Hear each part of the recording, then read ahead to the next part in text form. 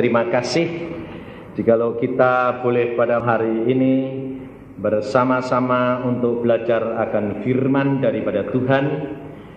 Kita hidup di dalam zaman yang jahat, saudara, karena kehidupan di dalam dunia ini tambah lama tambah jahat, tidak tambah baik. Dan kita sebagai anak-anak Tuhan kerap kali menghadapi masalah-masalah dunia ini, kita menjadi takut. Karena apa? Karena kita tidak mengenal akan Allah kita yang istimewa dan luar biasa itu. Maka dari itu pada malam hari ini kita akan belajar akan firman Tuhan. Pengenalan akan Yesus Kristus Tuhan kita ini harus meningkat. Jangan hanya berhenti di tempat. Karena kalau saudara mengenal menjadi pengikut Yesus Kristus Tuhan, hanya berhenti sampai di tempat, maka saudara akan mengalami kerugian. Pengikutan akan Kristus ini Tuhan menghendaki supaya kita meningkat terus menuju kepada kesempurnaan. Ini yang dikehendaki oleh Tuhan. Maka dari itu kita belajar bersama-sama di dalam Injil Yohanes pasal yang pertama.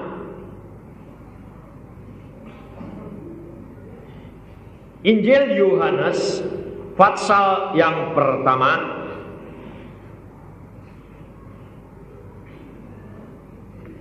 ayat yang ke-19 mulai.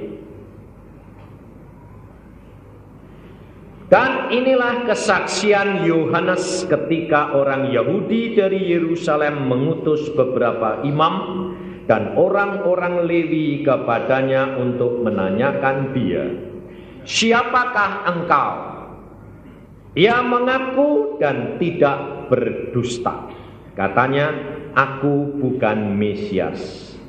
Lalu mereka bertanya kepadanya, "Kalau begitu, siapakah engkau?" Elia? Dan ia menjawab, "Bukan." "Engkaukah nabi yang akan datang?" Dan ia menjawab, "Bukan." Maka kata mereka kepadanya, "Siapakah engkau? Sebab kami harus memberi jawab kepada mereka yang mengutus kami. Apakah katamu tentang dirimu sendiri?" Jawabnya, "Akulah suara orang yang berseru-seru di padang gurun. Luruskanlah jalan Tuhan, seperti yang telah dikatakan Nabi Yesaya." Sampai di sini.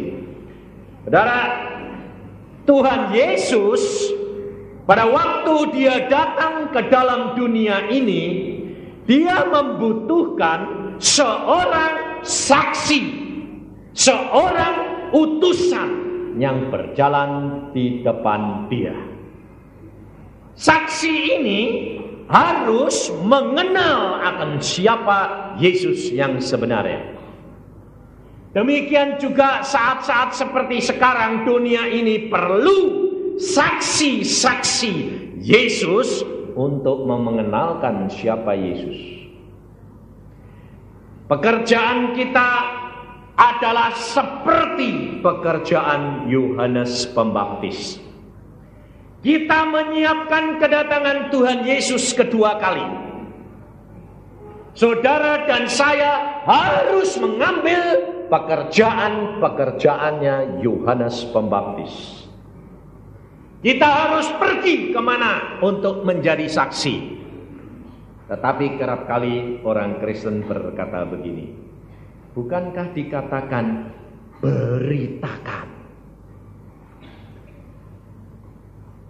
Seorang pemberita dan seorang saksi, ada bedanya atau tidak?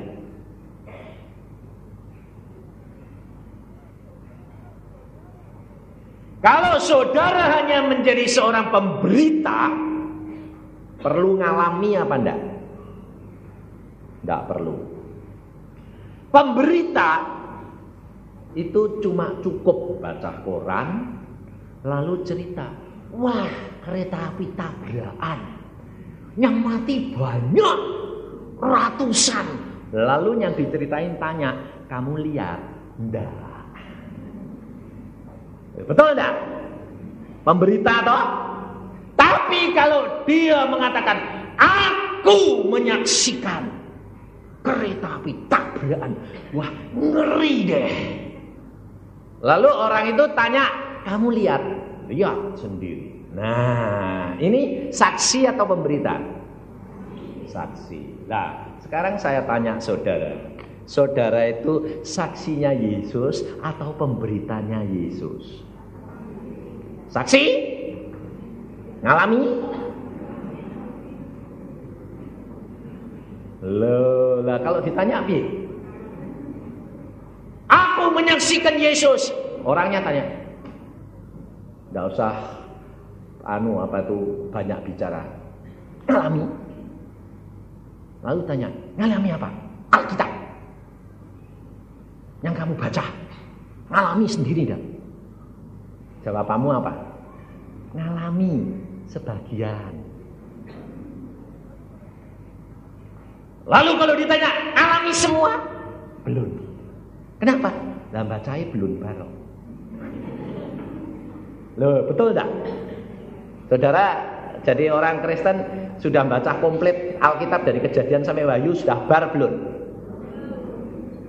Loh kok yang banyak bilang belum, kok lebih banyak daripada yang bilang sudah. Nah, kalau saudara belum baca dari Kejadian sampai Wahyu, bagaimana saudara mau ngalami? Mau baca aja belum.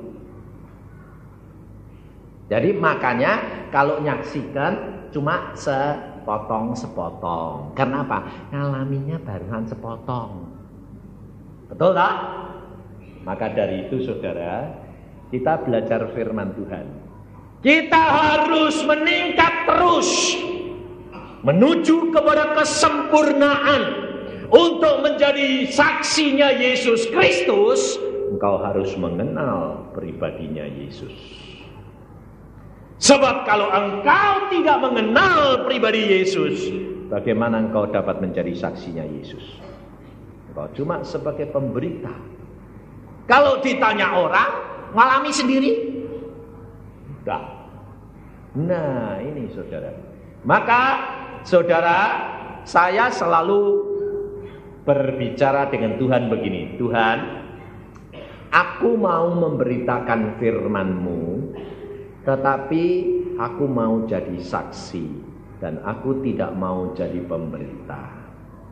Jadi apa yang saya bawa di depan mimbar untuk saya saksikan, itu pasti sudah saya alami. Nah, ini loh saudara. Jadi kalau orang tanya, Pak Yusak ngalami? Ngalami. Nah, sekarang kamu mau tanya apa? Ayo, lah saya tantang. Sebabnya apa? Lah ngalami dewek kok. Nah ya, gak takut. Kenapa?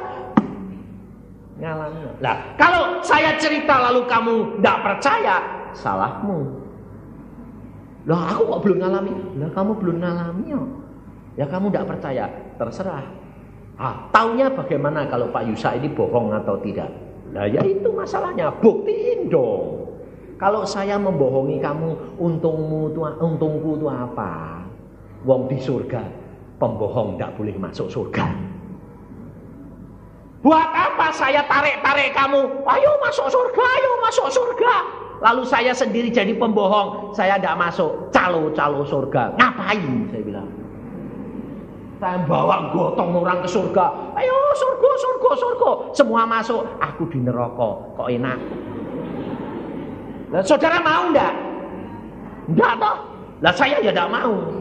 Apalagi saya yang sudah ninggalin profesi, ninggali segala-gala, ninggali istri hari-harian, enggak boleh kumpul. Masuk neraka, siapa yang mau? Saya bilang. Betul enggak? Kehidupan kekristenan, saudara harus mengenal Yesus secara pribadi. Orang Farisi, ahli-ahli Taurat, imam-imam, itu orang pinter enggak? Nyelidik Alkitab tiap hari enggak? Ya. Tapi dia percaya Yesus atau tidak? Tidak. Saudara tahu, dia sudah ketemu Yesus apa belum? Sudah. Tapi kenapa dia tidak bisa percaya? Tapi sebaliknya aneh, bin ajaib. Saudara belum pernah ketemu Yesus, kok bisa percaya? Loh itu makanya orang Kristen dikatakan orang sinting. Lah wong ndak ngerti dewek kok bisa percaya. Aneh dong. Lah ini loh saudara. Makanya terus terang saya selalu katakan, orang Kristen itu ternyata namanya Kristen, tetapi ternyata hatinya ndak Kristen. Karena ternyata banyak orang Kristen tuh hidupnya itu munafik. Betul enggak? Ini loh saudara. Kita harus mengenal Yesus secara pribadi. Kerap kali kita mengenal Yesus dari mana? Dari pendeta. Pendetanya cerita, saya ya. Paling-paling cuma gitu lah. Kalau tanya, pulang sama dia. Tadi khotbahnya apa? Wah hebat. Apa? Gak tahu.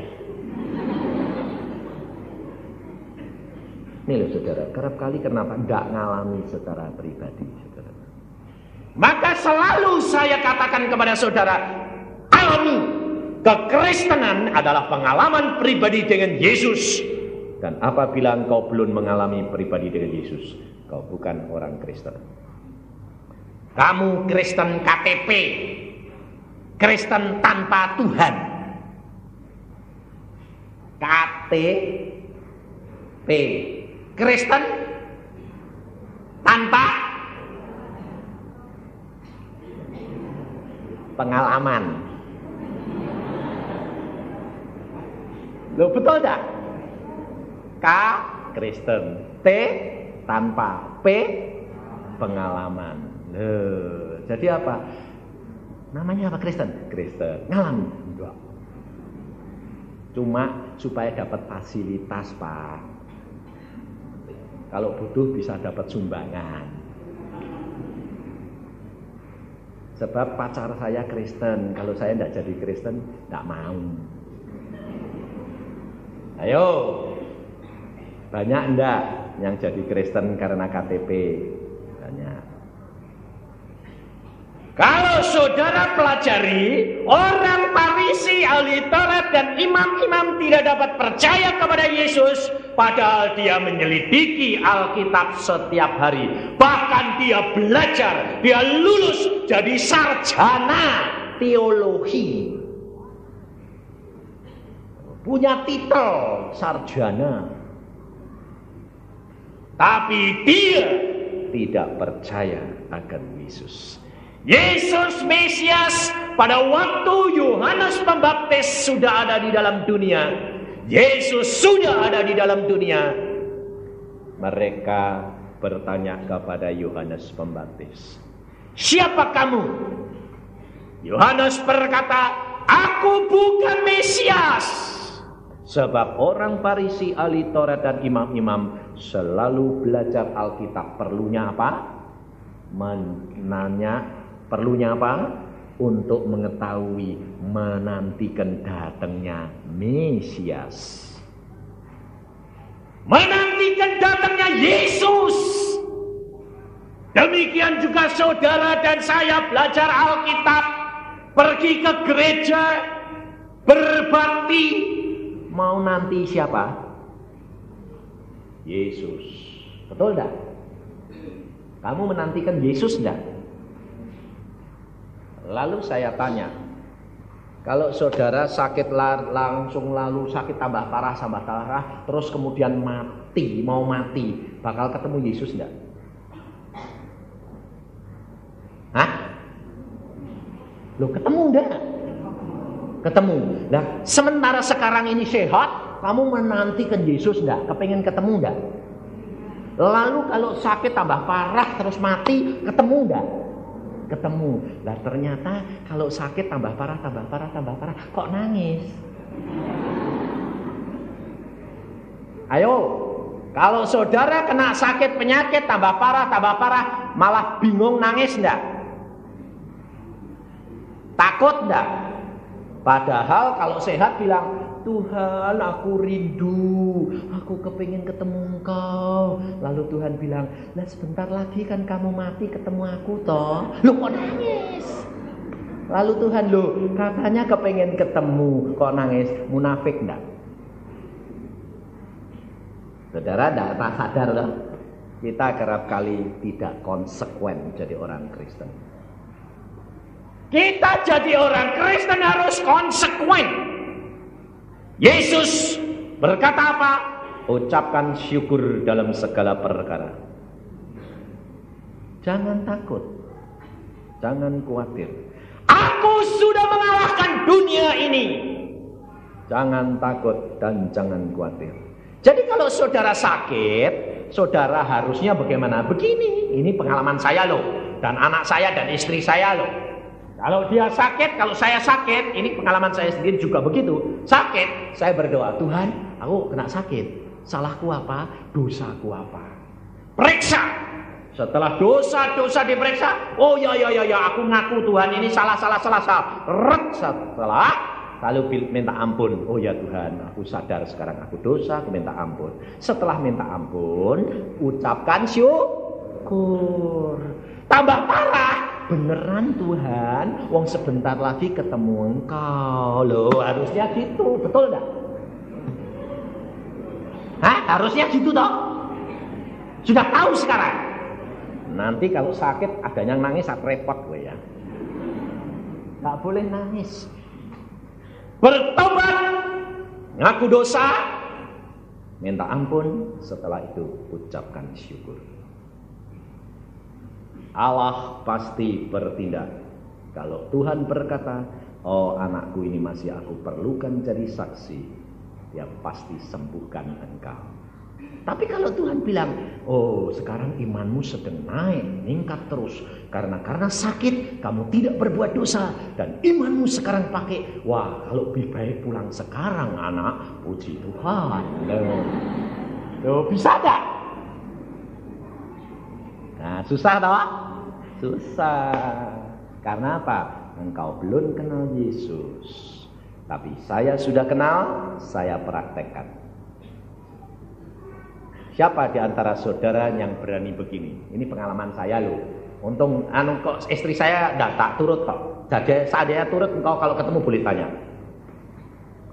Pada waktu istri saya kena serangan jantung dan dia napasnya sudah gini, lalu dia panggil, Pak. Saya panggil, ada apa? Aduh, jantungku sudah tidak kuat, Pak. Terus saya bilang, kenapa jantungmu? Aku kena serangan jantung. Aku rasanya kok sudah tidak lama sih, Pak. Udah mau pulang. Kira-kira kalau saudara sebagai suami bingung enggak? Bingung, cari ambulan, cari mobil, terus langsung dilarikan. Saya bingung, enggak. Sebab saya tahu saya punya Yesus tabib di atas segala tabib. Sebab saya sudah pernah mengalami serangan jantung lumpuh total. Dan saya mau mati, saya bilang, puji Tuhan, Tuhan ampuni dosa-dosaku, sekarang sudah waktunya mau pulang, puji Tuhan, sebentar ketemu. Tuhan bilang, belum waktunya buat kamu Yusa, balik. Ngapain pusing-pusing? Wong kita punya Tuhan yang luar biasa. Kalau Tuhan berkata, waktunya sekarang habis, saudara bilang, undur sih Tuhan, bisa enggak? Lah sudah tahu kok, takut. Lalu istri saya katakan apa? Dia bilang begini, rasanya kok udah lama apa? Lalu saya bilang, cepat periksa diri, bertobat, kalau sudah waktunya pulang. Ayo, saudara berani? Saya yakin kalau ibu-ibu di sini sakit gitu, lalu suaminya ngomong gitu, pasti terimanya salah. Malah jengkel bilang, oh iya ya, supaya aku cepat mati kue kawin lagi ya, mesti gitu. Lalu kalau jengkel gitu terima salah, tambah mati apa tambah hidup? malah mati. Matinya jengkel, masuk. Saudara tahu? Hidup kekristenan harus pengalaman pribadi dengan Yesus. Untungnya istri saya itu kenal pribadi saya dan bagaimana hidup saya, dan saya tidak pernah munafik. Saya berkata sama istri saya, dan mulai kecil anak-anak saya sudah didik. Baca Alkitab, berdoa. Hanya 2 jalan untuk menuju kesempurnaan. Alkitab alami, berdoa. Banyak.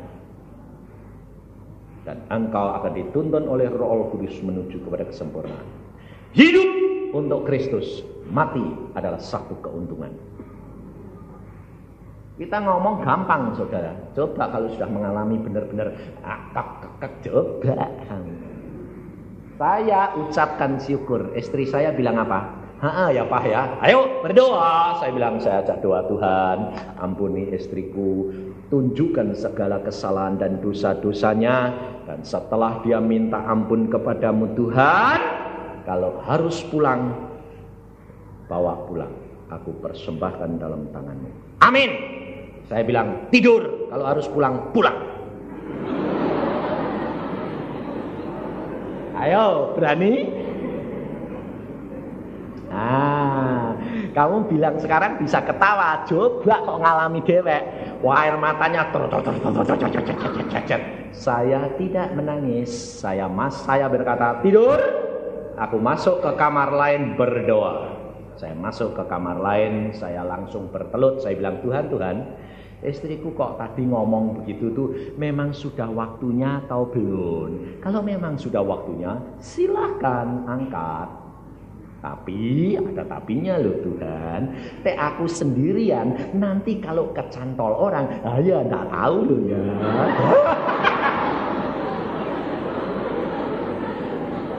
Loh, soalnya penginjil kalau enggak punya istri repot. Betul enggak? Ngadepi orang segini banyaknya modelnya aneh-aneh kok. Ya Om ya.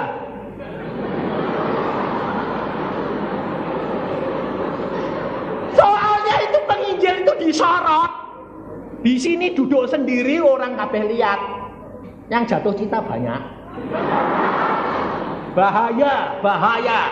Sebab seorang hamba Tuhan selalu berbahaya terhadap 3 perkara. Jatuhnya mesti karena perempuan, karena harta, dan karena kedudukan. Betul enggak?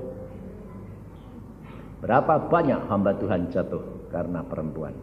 Makanya saya lapornya sama Tuhan ya belak-belakan. Jangan munafik. Saya bilang, Tuhan, kalau istriku mau bawa pulang, silakan. Tapi kalau aku sendiri nanti banyak yang jatuh cinta, gue cemburu loh Tuhan. Kalau aku punya istri, kan tetap gak ada yang jatuh cinta, mau tahu adanya nungguin. Lalu Tuhan berkata apa? Belum waktunya. Aku sembuhkan. Sembuh dong Tuhan. Sembuh. Saya kembali. Sembuh. Yesus Tuhanmu berkata, belum waktunya. Selesai. Sembuh total. Hidup kekristenan itu harus nyata, saudara. Lakukan firman. Jangan munafik. Maka kehidupan kekristenan harus meningkat. Menjadi saksi Yesus Kristus. Seperti Yohanes Pembaptis. Kalau kita menyaksikan Yesus, kita bawa jiwa-jiwa. Jangan suruh ikut kamu sendiri, ikut Yesus. Maka banyak hamba-hamba Tuhan berkata sama saya begini, Pak Yusak, kenapa engkau jadi penginjil, tidak mau jadi gembala? Panggilan saya penginjil. Kalau aku dapat jiwa, biar dilayani dan dipelihara oleh gembala-gembala. Kenapa engkau tidak mau membangun bikin gereja sendiri? Panggilan saya bukan seorang gembala, tapi penginjil. Kalau saya dipanggil sebagai hamba Tuhan penginjil, saya harus jadi penginjil. Kita harus tahu visi panggilan kita terhadap Tuhan, pekerjaan kita. Jangan lalu melampaui. Kalau melampaui, engkau rugi. Sebab Tuhan tidak suka hamba-hambanya yang melanggar. Tapi dia suka seorang hamba yang dengar-dengaran dan menurut. Maka dari itu apa yang dikatakan oleh Yohanes Pembaptis, apa yang dilakukan? Ayat 35 mulai. Pada keesokan harinya Yohanes berdiri di situ pula dengan 2 orang muridnya. Dan ketika ia melihat Yesus lewat, ia berkata, "Lihatlah anak domba Allah." Kedua murid itu mendengar apa yang dikatakannya itu, lalu mereka pergi mengikut Yesus. Sampai di sini lebih dahulu. Kalau saudara perhatikan sifat, perangai, tindakan daripada Yohanes Pembaptis adalah seorang hamba Tuhan yang taat, setia, dan murni. Dan saudara harus belajar seperti Yohanes Pembaptis. Tugas Yohanes Pembaptis adalah membuka jalan untuk Yesus. Tugas saudara dan saya membawa jiwa-jiwa untuk siapa? Yesus. Bukan menjadi pengikutmu, tetapi pengikut Yesus. Maka kita bawa. Yohanes Pembaptis mendapat murid banyak, tetapi pada waktu Yesus lewat, dia berkata, "Lihatlah anak domba Allah." Dia memberitahu murid-muridnya, lihat itu Yesus. Demikian juga saya katakan kepada saudara, kalau engkau mendapatkan jiwa-jiwa, tuntun kepada Yesus. Suruh membaca Alkitab, suruh alami secara pribadi. Dia akan berharap kepada Yesus, dia akan mengalami pribadi dengan Yesus, tapi tidak bergantung kepada saudara. Jangan mencuri kemuliaan Allah. Kita tahu tugas dan kewajiban kita sampai di mana. Ada yang menanam, ada yang menuai, ada yang menabur, ada yang mengolah tanah. Kalau tugas kita cuma hanya mengolah tanah, silahkan orang lain nabur. Kalau kita hanya menabur, silahkan orang lain menuai. Kita kerap kali mau ngolah tanah sendiri, nanam sendiri, nabur sendiri, nikmati sendiri. Belajar daripada firman Tuhan. Kita adalah anggota tubuh Kristus. Harus kerjasama untuk kemuliaan Dia. Maka Yohanes dia berkata kepada murid-muridnya, "Lihatlah anak domba Allah." Lalu murid-muridnya apa yang dilakukan? Ayat selanjutnya, kedua murid itu mendengar apa yang dikatakannya, lalu mereka pergi mengikut Yesus. Mengapa Yohanes Pembaptis tidak takut kehilangan murid? Karena Yohanes Pembaptis tahu tugas dia adalah membawa domba-domba itu kepada Yesus. Kalau saudara mempunyai visi yang visinya Allah untuk saudara, saudara tidak akan takut ditinggalkan orang. Karena kita mengabdi kepada Dia, Dia yang akan memberikan kepada kita segala-galanya. Karena Tuhan berkata, "Cari kerajaan surga serta kebenarannya, nanti semuanya akan ditambahkan kepadamu." Yesus janjinya ya dan amin. Kita tidak perlu takut. Makanya saya sebagai seorang hamba Tuhan, penginjil, saya tidak takut. Saya tidak bergantung kepada manusia. Saya hanya menyenangkan hatinya Allah, lain tidak. Saya tidak punya jemaat, saya tidak punya pengikut, saya punya Yesus, mengabdi kepada Dia. Apa yang dilakukan oleh murid-muridnya? Murid-murid Yohanes mengikut Yesus. Tetapi apa yang dilakukan Yesus? Tetapi Yesus menoleh ke belakang, ia melihat bahwa mereka mengikut Dia, lalu berkata kepada mereka, "Apakah yang kamu cari?" Loh, kata mereka kepadanya, "Rabi," artinya guru, "di manakah engkau tinggal?" ia berkata kepada mereka, marilah dan kamu akan melihatnya. Mereka pun datang dan melihat di mana ia tinggal. Dan hari itu mereka tinggal bersama-sama dengan dia. Saudara, kalau saudara dan saya ditanyai orang, Pak, Bu, Sus, Brur, tinggalnya di mana? Jawabanmu apa? Loh. Saudara kalau ditanyai tinggalnya di mana? Jawabannya apa? Ya alamatnya toh. Kenapa Tuhan Yesus kok lucu jawabannya? Mari lihatlah. Kira-kira kalau saya ditanyai orang-orang di sini, Pak Yusa tinggalnya di mana? Mari lihatlah. Kira-kira saudara puas enggak? Lalu saudara nganggap saya apa? Saudara tahu ini ada artinya besar sekali. Saya tanya sama Tuhan ini, loh Tuhan, engkau ini ditanyai orang, kok enggak ngasih tahu alamat? Kok Tuhan bilang, mari lihatlah. Aneh sih Tuhan. Tuhan berkata, itu bukan hal biasa Yusa, ada arti yang dalam yang aku kehendaki. Karena engkau tahu dua murid itu ikut aku, kalau engkau saudara-saudara dan saya menjadi mau mengikut Yesus, saudara tidak bisa cuma tahu alamatnya. Yesus tidak mau orang ikut dia cuma tahu, tetapi harus tinggal bersama dengan dia. Makanya dia berkata, mari lihat. Dan hari itu mereka tinggal bersama dengan Yesus. Kita menjadi orang Kristen kerap kali cuma tahu, tapi tidak mengenal Yesus. Betul? Saudara jadi orang Kristen, kalau ditanya, kenal Yesus? Kenal.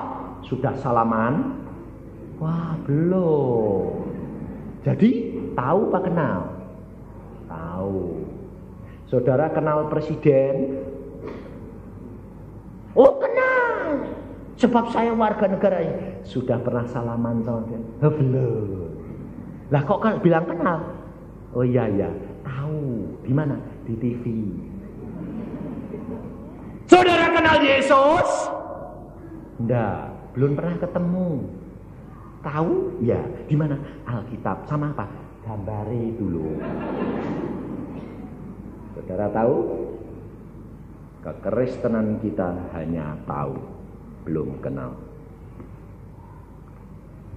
Tapi kalau saya katakan saya mengenal dia secara pribadi. Kenapa? Saya sudah bertemu dengan dia. Loh, sudah ketemu? Sudah. Saya sudah di jalan-jalan kemana? Ke Firdaus. Sudah. Karena apa? Karena saya bilang sama Tuhan. Pada waktu saya di gereja, saya duduk di baris ketiga gitu.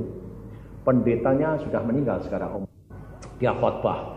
Saudara-saudara, kalau engkau percaya Yesus, maka engkau disediakan tempat di surga, di Firdaus sana. Indah, damai, sejahtera. Saya sebagai seorang pemuda umur 17 tahun, pemberontak, saya bilang, Tuhan, nanti pendeta itu turun dari mimbar tak tanyai. Tak tanyai, sudah lihat Firdaus? Kok janji-janji? Apa sudah lihat sendiri? Saya sedang ngomong begitu dalam hati, Tuhan Yesus berkata. Dia berkata apa? Dia datang. Nama saya belum nama, dulu belum Yusa. Dia bilang, Congsin, kamu nakal. Nah, iya, kalau saksi kamu sih bisa lihat dulu. Lalu Tuhan berkata, ayo ikut aku sekarang. Kemana? Lah katanya mau lihat Firdaus. Saya duduk di situ gereja loh, di dalam gereja, langsung diangkat. Saya bilang, loh, tubuhku kok ketinggalan di situ. Lah saya ini pergi, loh, Saya bilang, lu tungguku di situ. Saya bilang, katanya mau lihat Firdaus. Ayo ikut. Bawa saya seret sampai ke Firdaus. Tamannya luar biasa. Terangnya lebih terang dari matahari. Terangnya lebih terang daripada matahari. Tapi saya bilang, wah Tuhan, kok tidak panas ya? Terangnya aku sendiri mana bisa menyakiti orang. Wah enak ya Tuhan. Kamu sudah baca Alkitab? Sudah. Firdaus seperti apa? Damai sejahtera. Rasakan. Wah ya, kok tidak bisa takut ya di sini ya? Wah, takutnya di mana? Tidak ada. Di sini harus ditinggalkan. Semuanya damai sejahtera.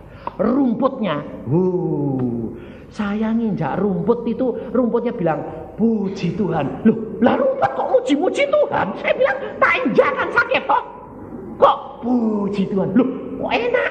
Semua kok damai sejahtera gini Tuhan. Tuhan berkata, semuanya memuji Tuhan. Luar biasa. Lalu saya bilang gini, enak di sini Tuhan, tidak mau balik. Apa yang diberitakan oleh hambaku tadi betul enggak? Betul, saya bilang. Lalu Tuhan berkata, kembali. Enggak mau. Enak di sini, saya bilang. Kembali dan jadilah saksiku. Pada waktunya nanti aku panggil engkau menjadi hambaku.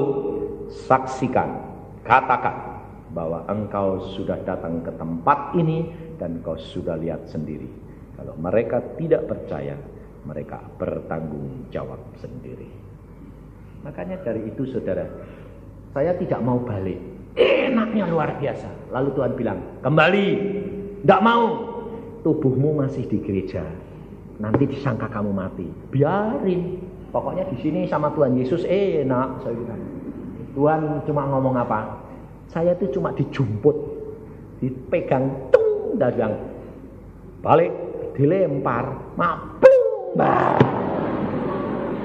Wah, saya bilang, sama Tuhan kok kayak semut, dipegang, balik. Lalu saya longok-longok di gereja. Aduh Tuhan, enak luar biasa. Saudara-saudara, kalau saya lelah, kalau saya capek, saya teringat Firdaus tempatku. Aku tidak pernah takut dan khawatir. Mati untung, hidup untuk Yesus.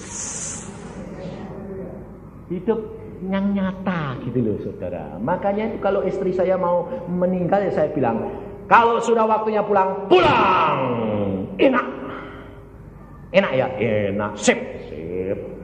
Tak usah nangis, saya bilang, pulang untung hidup dengan Yesus.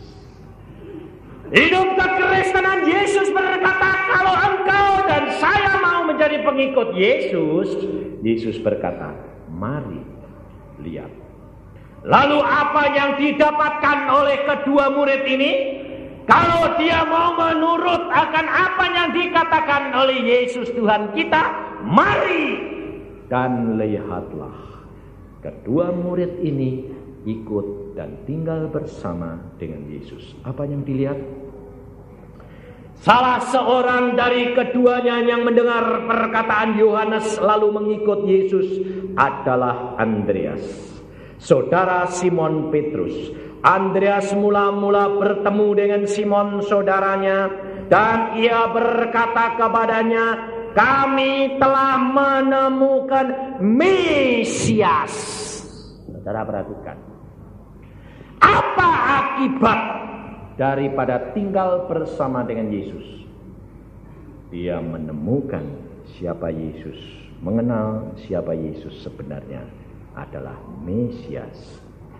Orang Farisi, ahli Taurat, imam-imam, orang pandai-pandai menyelidik Alkitab, dia tidak dapat menemukan Mesias.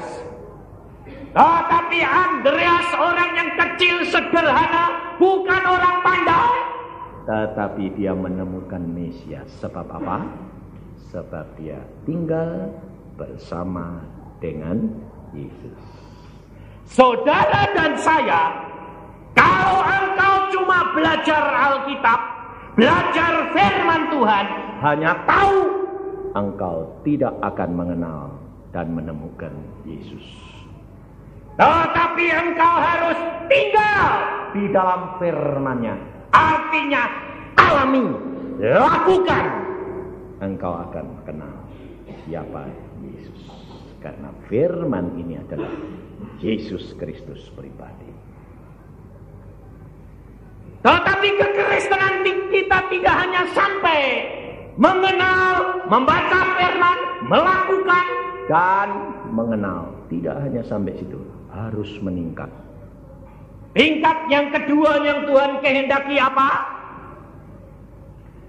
Menyaksikan bahwa Yesus itu adalah Kristus Tuhan dan Mesias. Tingkat yang kedua ini kita baca selanjutnya di dalam ayat yang ke-43. Pada keesokan harinya Yesus memutuskan untuk berangkat ke Galilea. Ia bertemu dengan Filipus dan berkata kepadanya, "Ikutlah aku." Filipus itu berasal dari Bethsaida, kota Andreas dan Petrus. Filipus bertemu dengan Natanael dan berkata kepadanya, "Kami telah menemukan dia yang disebut oleh Musa dalam kitab Taurat dan oleh para nabi, yaitu Yesus anak Yusuf dari Nazaret." Kata Natanael kepadanya, "Mungkinkah sesuatu yang baik datang dari Nazaret?" Kata Filipus kepadanya, "Mari dan lihatlah." Saudara tahu aneh enggak? Filipus ini setelah dia mengikut Yesus, dia menemukan Mesias, bahwa Yesus itu adalah Mesias.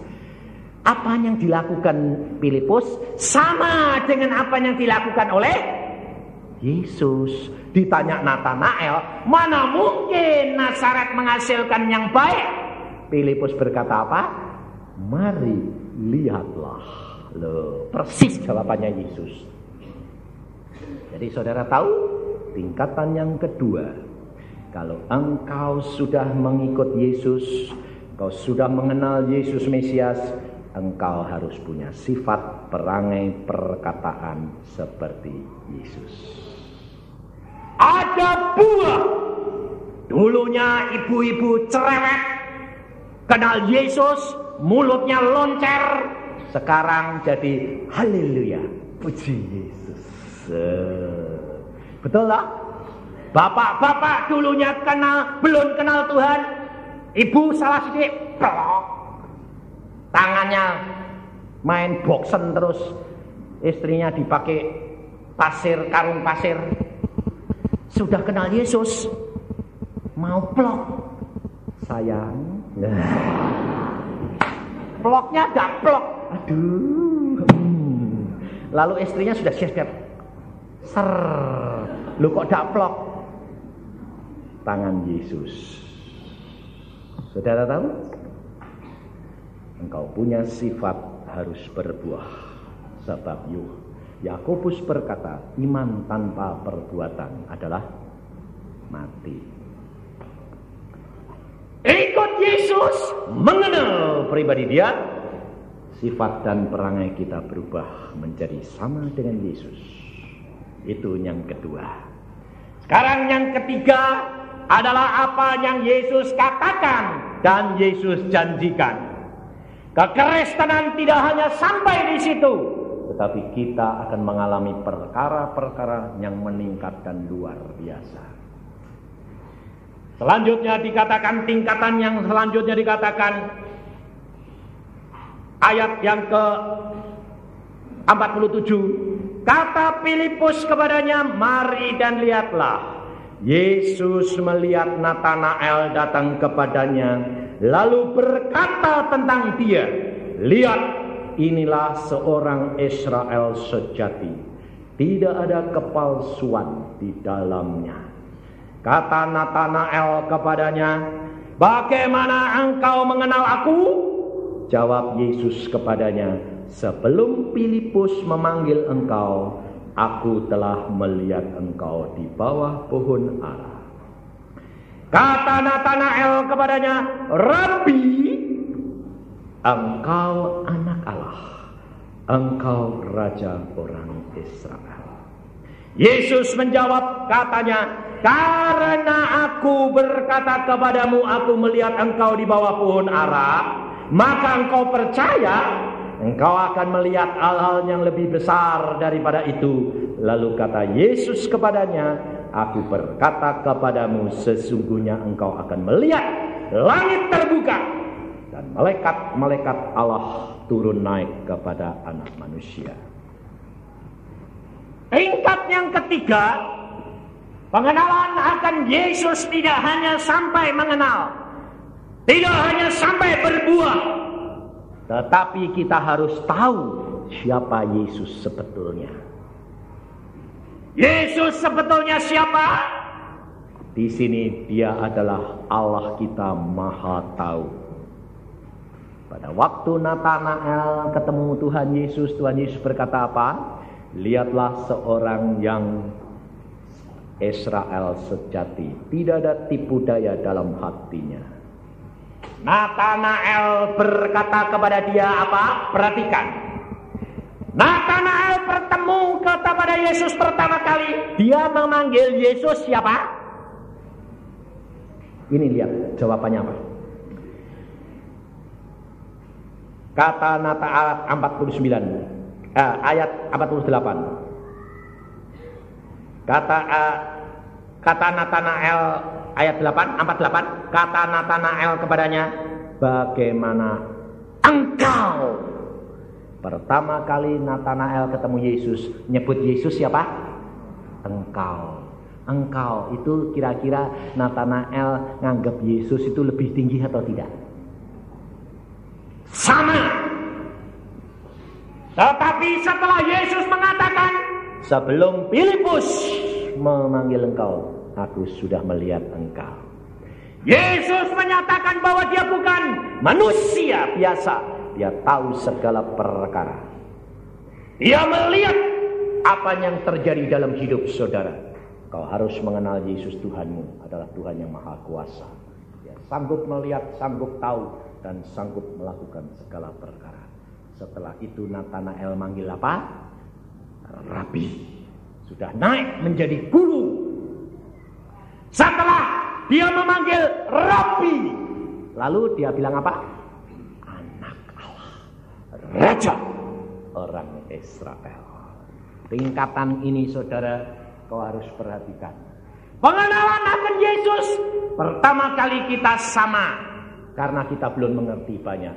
Kedua, dia adalah guru kita yang mengajar dan memberi contoh.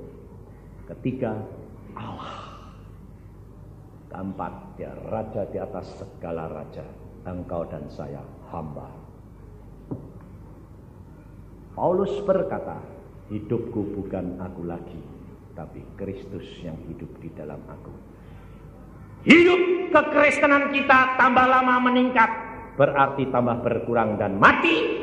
Akhirnya Yesus yang menguasai hidupmu. Dan kalau engkau sudah hidup sempurna, engkau tidak ada takut, tidak ada kekhawatiran. Di dalam dunia, engkau damai, sejahtera, sukacita menjadi bagian kita. Karena apa? Yesus sudah janji, engkau akan melihat langit terbuka, malaikat turun naik atau naik turun. Saudara perhatikan, kalau saudara dan saya melihat malaikat, malaikat itu roh atau daging? Roh. Kalau engkau bisa melihat roh-roh itu, berarti kamu hidup dalam dunia apa? Roh. Supernatural. Yesus berjalan di atas air. Yesus menguasai segala perkara. Saudara dan saya pun akan menguasai. Karena firman Yesus sudah berkata, barang siapa percaya kepadaku, dia akan melakukan perkara-perkara yang aku lakukan. Bahkan lebih besar. Kehidupan kekristenan harus meningkat. Firman Tuhan nyata dan tidak pernah gagal. Allah kita adalah Allah yang ya dan amin. Allah kita kalau berjanji, dia pasti menggenapi dan tidak mungkin dia tidak menggenapinya. Tetapi masalahnya sekarang bagaimana penurutan kita kepada dia. Maukah kau tinggal bersama dengan dia di dalam firman-Nya? Berdoa setiap hari menghadap kepada dia, minta dibersihkan dan dibersihkan senantiasa supaya saudara menjadi sempurna sama dengan Dia. Amin. Mari kita berdoa. Tuhan, firman-Mu sudah hamba sampaikan kepada anak-anak-Mu di tempat ini, Tuhan. Tuhan Roh Kudus, Engkau sendiri yang akan berbicara selanjutnya kepada mereka, mengajar mereka, mendidik mereka. Hamba-Mu berhenti bicara, Tuhan, tetapi hamba percaya Engkau tidak berhenti bicara. Terangi hati dan kepikiran kami terus-menerus, Tuhan, supaya firman-Mu ini bicara terus dalam hati dan kepikiran kami, sehingga pikiran dan hati kami Engkau terangi, dan tidak ada yang kotor. Dan firman-Mu selalu berbicara membersihkan kami, dan membuat kami mengenal Engkau lebih dalam, sehingga mata rohani terbuka, boleh bertemu dengan Engkau. Saudara-saudara, periksa diri kita masing-masing. Pengenalan akan Kristus Tuhanmu sampai di mana? Jangan berhenti di tempat, jangan bantut. Sudah waktunya engkau harus menuju kepada kesempurnaan, menyediakan diri menyongsong kedatangan Yesus Tuhan. Dunia tambah lama tambah jahat, tidak ada yang dapat diharapkan. Tetapi jikalau engkau hidup dengan Dia, jaminan Yesus memelihara engkau. Damai sejahtera sukacita menjadi bagian kita, dan kita tidak ada takut dan khawatir, karena Yesus beserta dengan kita. Yesus Tuhan, Kau dengar doa anak-anak. Kia karata syeki, kia karata syakata kuria kata kaya.